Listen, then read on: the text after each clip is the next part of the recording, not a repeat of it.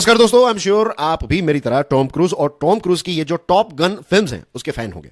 अब क्या आपको एक रियल लाइफ टॉप गन का सीन देखना है? देखिए आपकी स्क्रीन पर ये रहा एक फाइटर जेट उड़ रहा है एज यू कैन सी। और थोड़ा अगर इमेजिनेशन ऐड करेंगे देन यू विल रियलाइज कि ये फाइटर जेट का जो वीडियो है ना, ये एक दूसरे प्लेन ने उतारा है, राइट? क्योंकि ये आसमान में उड़ रहे हैं, दोनों प्लेन्स जो है वो आसमान में उड़ रहे हैं। एज यू कैन सी कि फाइटर जेट जो है ये बहुत ही नजदीक आता जा रहा है इस पर्टिकुलर प्लेन के। हम बात कर रहे हैं यूएसए और चाइना की दोस्तों, courtesy thanks to Euronews for this interesting video. दोनों की एयर फोर्सेस के ये जो दो प्लेन्स है वो एक दूसरे के बहुत ही नजदीक आ गए। रात का समय था, साउथ चाइना सी के ऊपर का जो आसमान है उसका ये एक इंसिडेंट है। यूएसए का बॉमर B-52 और चाइना का फाइटर जेट जिसका नाम है शेंग यांग J-11, ये एक दूसरे के बहुत ही नजदीक आ गए थे। खबर ये भी आ रही है कि चाइना का फाइटर जेट जो है ये बहुत ही ज्यादा स्पीड में उड़ रहा था और यूएसए के इंडो पैसिफिक कमांड ने ये ऑफिशियल स्टेटमेंट इश्यू किया है कि हमारा जो B-52 है ना, उसके कुछ 10 फीट जितना नजदीक फाइटर जेट, ये चाइना का फाइटर जेट जो है वो आ गया था। जस्ट इमेजिन दोस्तों कि अगर इन दोनों के बीच में एक कोलिजन हो जाता, अगर एक्सीडेंट हो जाता, तो दोनों के पायलट्स जो हैं वो तो खतरे में आ ही जाते, इसी के साथ साथ पूरी दुनिया भी खतरे में आ जाती। पता है क्यों? क्योंकि इन दोनों के बीच में फिर एस्केलेशन होता, युद्ध जैसी सिचुएशन या फिर एक कॉन्फ्लिक्ट होने के पूरे चांसेस जो है वो हो सकते थे। This is very very dangerous. जब दो टाइटन्स जो हैं वो इतने नजदीक आ जाते हैं, टाइटन्स इन द सेंस के दो जायंट देश हैं, दो ताकतवर देश जो हैं वो एक दूसरे के साथ इस प्रकार का एग्रेसिव बिहेवियर करते हैं, तो ये पूरी दुनिया के लिए एक बहुत बड़ा चिंता का विषय है।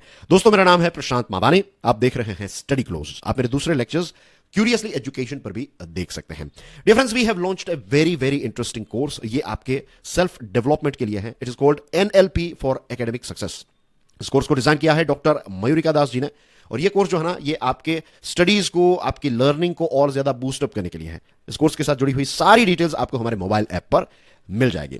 नाउ डियर फ्रेंड्स, चाइना ने जो स्टेटमेंट इश्यू किया है ये भी काफी एग्रेसिव है। आपकी स्क्रीन पर है चाइना की जो फॉरेन मिनिस्ट्री है, उनके स्पोक्सवुमन, और उन्होंने ये कहा है कि ये पूरा इल्जाम जो है वो उन्होंने यूएसए पे डाला है। उनका कहना यह है कि अमेरिकन एयरक्राफ्ट जो है उनको साउथ चाइना सी में नहीं आना चाहिए था। अमेरिकन एयरक्राफ्ट जो है वो साउथ चाइना सी में आते रहते हैं और यहां पर आकर हमें प्रोवोक करते हैं। इनका नाम है माओ निंग। माओ निंग ने यह भी कहा कि हजारों किलोमीटर दूर से यूएसए जो है उसके एयरक्राफ्ट हमारे यहां पर आते हैं। उनका कहना यह है कि साउथ चाइना सी जो है वो बेसिकली उनका है, चाइना का है। और आज की जो हमारी डिस्कशन है ना दोस्तों, इसमें हम साउथ चाइना सी के साथ जुड़े हुए कुछ इंटरेस्टिंग फैक्ट्स भी देखने वाले हैं, और हम यह भी समझेंगे कि हमेशा इस प्रकार की चीजें जो हैं वो हमें साउथ चाइना सी में देखने को क्यों मिलती हैं, राइट? लगभग 10 जितने इंपॉर्टेंट फैक्ट्स मैं आपके साथ शेयर करूंगा that are associated with South China Sea. लेकिन coming back to the statement of Mao Ning, तो उन्होंने ये कहा कि हजारों किलोमीटर दूर से, हजारों मील दूर से ये यूएसए के फाइटर जेट्स, यहां फाइटर जेट्स तो नहीं लेकिन ये जो बॉमर है वो यहां पर आया, या फिर कई बार जो शिप्स आती है यूएसए की तो वो साउथ चाइना सी में आ जाती हैं। तो हमारे दरवाजे के पास आकर, आप हमारे आंगन में आकर आप मसल फ्लेक्सिंग करेंगे तो हम थोड़ी चुप बैठेंगे। तो इस प्रकार का एक एग्रेसिव स्टेटमेंट जो है वो चाइना ने इश्यू किया है। रही बात अमेरिका की, तो यूएसए की जो मिलिट्री है उन्होंने ये कहा है कि जो भी चीजें यूएसए का जो ये B-52 है ना, तो ये इंटरनेशनल रूल्स एंड रेगुलेशंस को फॉलो कर रहा था, राइट? इसमें कोई भी चीज हमने इलीगल नहीं की है, हमने रूटीन ऑपरेशन कंडक्ट किया है। और उन्होंने ये भी कहा है कि इस प्रकार के रूटीन ऑपरेशंस जो है वो यूएसए करता आया है और फ्यूचर में भी करता रहेगा। Now the thing is dear friends, just imagine, जो स्टार्टिंग में हमने देखा ना कि अगर एक्सीडेंट हो जाता तो ये पावर स्ट्रगल जो है ये कॉन्फ्लिक्ट में तब्दील हो सकता था और इसकी वजह से पूरी दुनिया पर एक बहुत ही नेगेटिव इंपैक्ट हमें देखने को मिल सकता था। अब रही बात साउथ चाइना सी की, कि हमेशा इस प्रकार के इश्यूज जो हैं खास करके यूएसए और चाइना के बीच में जो एग्रेशन है वो हमें साउथ चाइना सी में ही ज्यादातर क्यों देखने को मिलता है? देखिए, चाइना जो है उसका कहना यह है कि पूरा जो साउथ चाइना सी है, या फिर आप लगभग पकड़ लीजिए जितना साउथ चाइना सी है ना, तो उसका लगभग 90% जितना साउथ चाइना सी हमारा है, यानी कि चाइना का है, ऐसा चाइना का दावा है।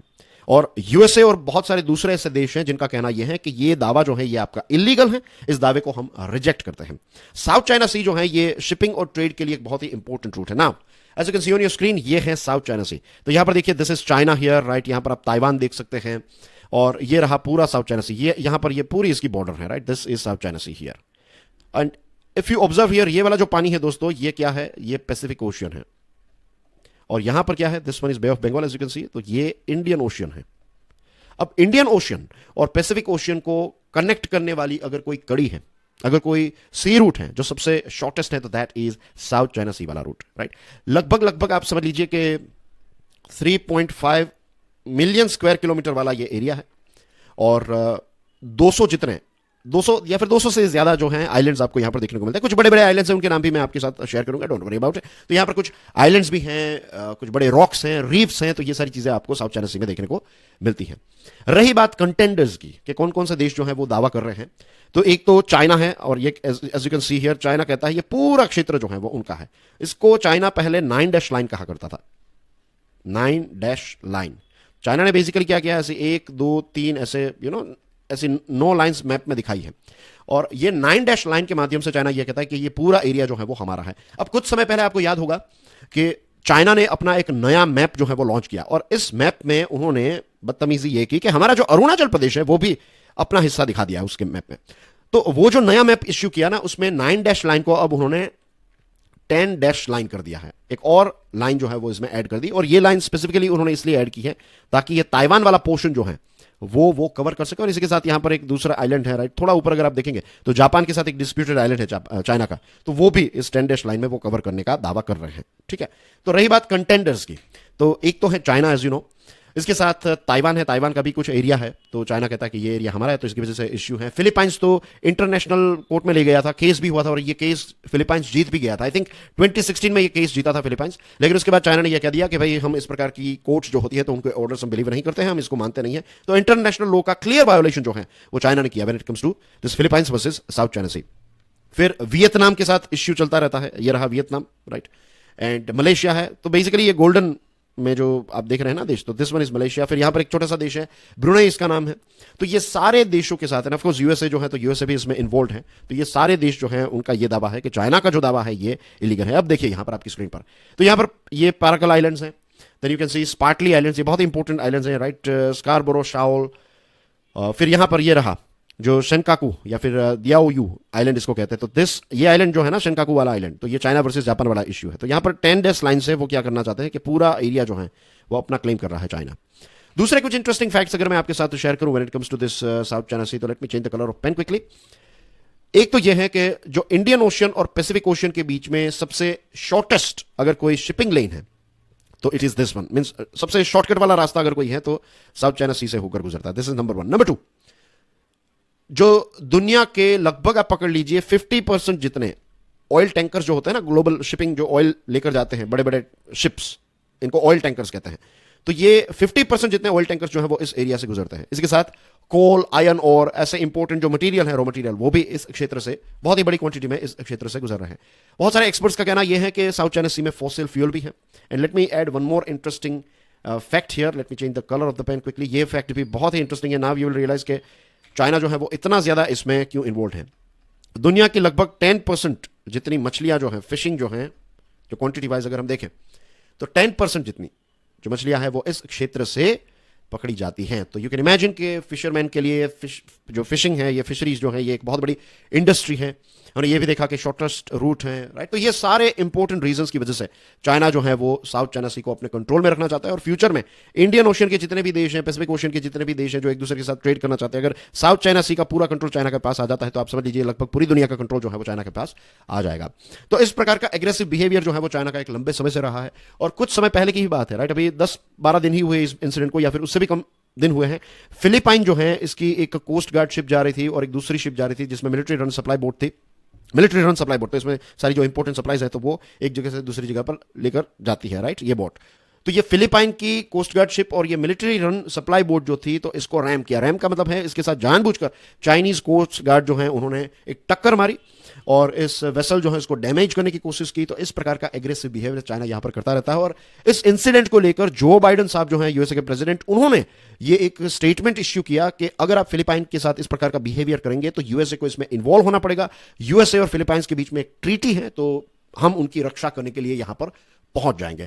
इसका रिप्लाई जो है चाइना ने कहा कि देखिए ये हमारे और मनीला यानी कि फिलीपाइंस का कैपिटल, तो ये बेइजिंग और मनीला के बीच की बात है, तो इसमें आपको इंटरफियर करने की जरूरत नहीं है। सो यू कैन सी कि इस प्रकार की रिप्लाई या फिर इस प्रकार के रिएक्शंस जो है वो हमें चाइना से मिलते हैं। रही बात यहां पर एक्सरसाइजेस की, मैनूवर्स की, तो यूएसए और दूसरे जो यूएसए के मित्र देश हैं वो या तो यहां पर मैरीटाइम मैनूवर्स यानी कि अपनी जो शिप्स हैं वो लेकर निकलते हैं, यहां पर जानबूझकर निकलते हैं। कुछ समय पहले मैंने एक वीडियो भी बनाया था जहां पर कनाडा और यूएसए की एक शिप्स जो है वो जा रही थी और यूएसए की शिप जो है तो उसको एक बहुत डेंजरस कट मारी चाइना की जो एक शिप थी उसने। उसका वीडियो भी मैंने दिखाया था उस वीडियो के अंदर। तो बेसिकली यूएसए और उसके मित्र देश जो है वो इस प्रकार की नेवल एक्सरसाइज, नेवल मैनूवर यहां पर करते रहते हैं, और इतना ही नहीं, एरियल मैनूवर भी करते रहते हैं, अपने एयरक्राफ्ट लेकर भी आते जाते रहते हैं। और ये करना भी बहुत इंपॉर्टेंट है, पता है क्यों?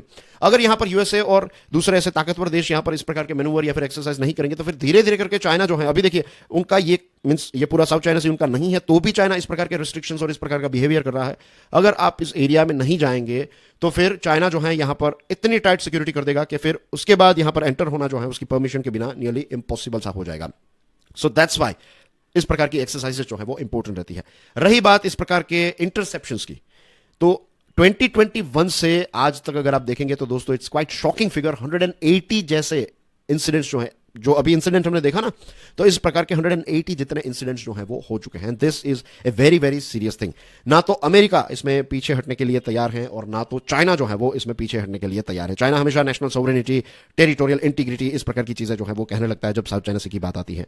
लेकिन दुनिया के लिए सबसे डेंजरस चीज ये है कि अगर इन दोनों के बीच में अगर कोलिजन हुआ या फिर कोलिजन्स हुए तो फिर एक कॉन्फ्लिक्ट जो है वो स्टार्ट हो सकता है। We don't want a conflict now, right? एक तरफ यूक्रेन और रशिया के बीच में कॉन्फ्लिक्ट चल रहा है, अभी हमास और इजराइल के बीच में कॉन्फ्लिक्ट स्टार्ट हो गया है, and we don't want this two titans to fight with each other. I hope दोस्तों आज की इस डिस्कशन से आपको एक कॉन्सेप्चुअल क्लैरिटी मिली होगी, साउथ चाइना सी के साथ जुड़ी हुई बहुत सारी इंटरेस्टिंग चीजें आपको जानने को मिली होगी।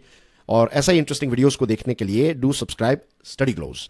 मेरे दूसरे लेक्चर्स, जैसे कि अगर आप one of the best editorials and articles analysis वाला वीडियो देखना चाहते हैं, एवरी सिंगल डे देखना चाहते हैं, right, then check out Curiously Education. And dear friends, do make the most out of this course. ये आप ही के लिए डिजाइन किया गया है, राइट, आपके ही सेल्फ डेवलपमेंट के लिए है। इस कोर्स के साथ जुड़ी हुई सारी डिटेल्स आपको हमारे मोबाइल ऐप पर मिल जाएगी। और याद रखिएगा कि हमारे जो डॉक्टर मयूरिका दास है ना, उनके पास साइकोलॉजी की फील्ड में 15 साल से ज्यादा का अनुभव है, तो उनका जितना अनुभव है उसका निचोड़ आपको इस पर्टिकुलर कोर्स में मिल रहा है।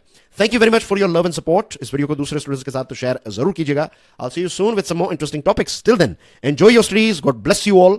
जय हिंद।